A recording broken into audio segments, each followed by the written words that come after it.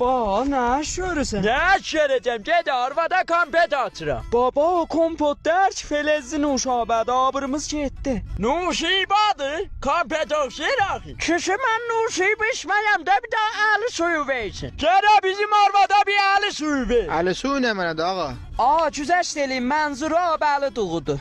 Əllərini ayımasın. Nuşucam, fəqət içməmişdən qabaq çarxalayın. Çalxalıyım, çaş.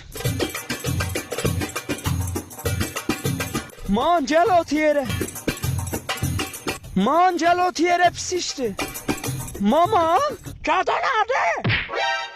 maman o mənzuru bu idi, duğu çalxalayasan, abrımız getdi. Hə, mən də deyim, bəs deyil sandığı çalxala. Alo. Zihriye be dede orada kaldın. Ba, biraz yavaş danış, pis işdi. Maralanda meydanı seccadiyedik. Babine kebabı seccadiyede. Baba, biraz yavaş danış. Ebran kebapların sözü yoktu. Ebran kebapların Təbrizdə deyirlər. Asli binem kebabın verir 130 mine 200 dirhem halis etdi. Baba, Her kebapta her kebapçış da var. Her gazadan var. Uşaklar da götüce. baba. Hey nedir?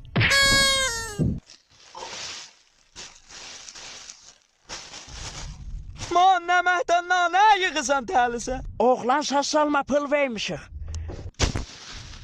Kağız dasmal tutuldu bir daha da kağız dasmal atayım.